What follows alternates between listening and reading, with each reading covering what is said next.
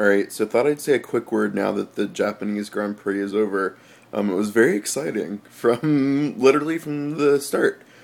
Um, the Red Bulls had qualified 1-2, Sebastian Vettel, and then Mark Webber, and Robert Kubica, who's one of my top two drivers. Kubica and Kovalainen are my favorite drivers. But anyways, they started 1 through 3. The excitement came mid-pack at the start.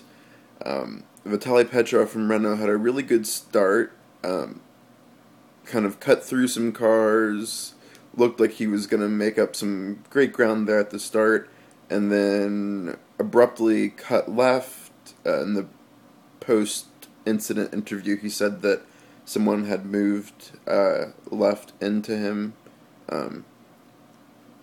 Either way, he clipped the front of Nico Hulkenberg's car and spun right into the fence. Vitaly's car was decimated. It was pretty brutal impact. Nico Hulkenberg had to retire. His car was pretty trashed. And then going down to turn 1, Felipe Massa was on the inside of the corner, went on to the grass and the curb. His car kind of popped up, and then he slammed hardcore into the side of Antonio Liuzzi and took him out.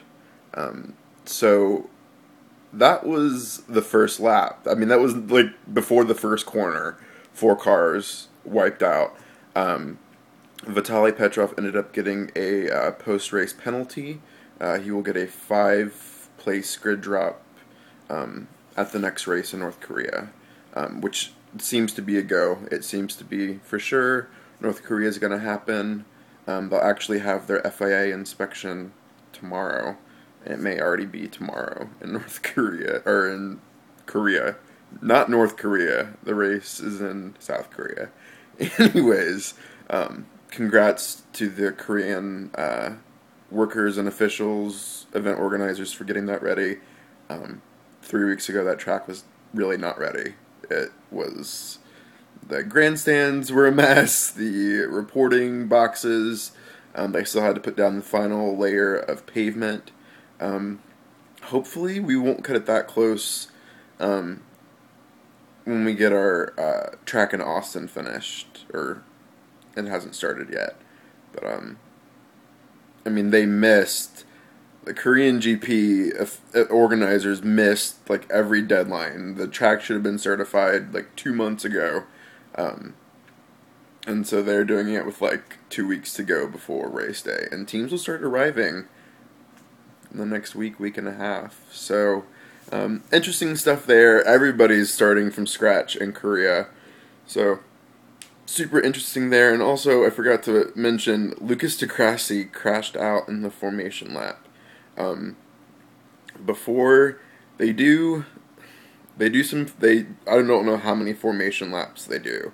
They don't ever show that on TV. What they show usually is when the cars are sitting on the grid, jacked up, tire blankets on, and then they'll do one warm-up lap, park on the grid, and then do their racing start. But di Grassi had a huge off. I think it was at 130R. He was going like 150 miles an hour.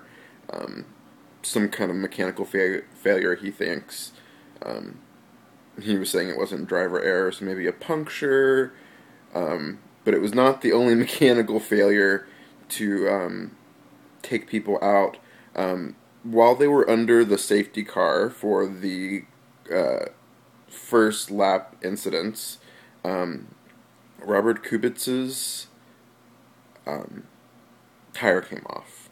Right rear tire came off. They were talking. The BBC commentators said Robert Kubica's dropped back. He should know that he's got to stay within 10 car lengths of Webber. Actually, no, Vettel, because Kubica got around Webber at the start. And then, of course, they cut to, and Roberts pulled over the car and switched it off. And then in a couple of minutes, they get another camera angle, and his tire is completely gone. It literally, he drove the wheels off his car. Well, one of them, anyways. So I'm not sure what was the deal there. They said maybe something about an overheating drive shaft. It's the tires are tethered, so I'm not sure how overheating would have caused the tire to come off, but whatever. Also, later in the race, Adrian Sutil's engine blew, um, scattering oil, not enough oil on the track to stop the race or to do anything, but he ended up spinning out. The oil basically dumped onto his rear tires, and they got so slick that he spun. Um, he was able to make it back into the pits, but his race was over. And then Rosberg was the second driver to have an orphan wheel. Um, the tire just came off. Not sure what happened. Um, and that stuff bothers me as a fan more. The fact that tires, because especially what happened to Felipe Massa with Rubens Barrichello, part of his suspension coming off and clonking Massa. I mean, that is a potentially life-threatening situation. So they need to, whatever happened with Kubica and Rosberg needs to be checked out. I would say Vettel ended up winning. He had pole. He had the fastest car for the weekend, but Mark Webber, the last lap of the race, stole the quickest lap designation. They don't get anything for that. There aren't points or money involved. Sebastian Vettel is known to be very competitive about having having the most poles and quickest lap and fastest qualifying time. And Martin Brundle suggested that maybe Mark Webber just decided to pip him on that in the last lap. But great drive from the Red Bull guys. Lewis, who, kind of a really sad story actually. Lewis because he had an accident on Friday. They were seeing that potentially his gearbox was leaking oil, was overheating. Anyways, they changed the transmission, took a 5-place grid penalty. So though he qualified third, he ended up starting 8th. And then around lap 40 out of 53, he radioed to the team telling them that he'd lost third gear. So he was having to use second and fourth gears in places where he would have probably used third. So, it's a sequential gearbox, so basically he was double shifting kind of over third gear. And after the race, he said, I really didn't think it was going to hold together. He could hear bits in the gearbox clanging around.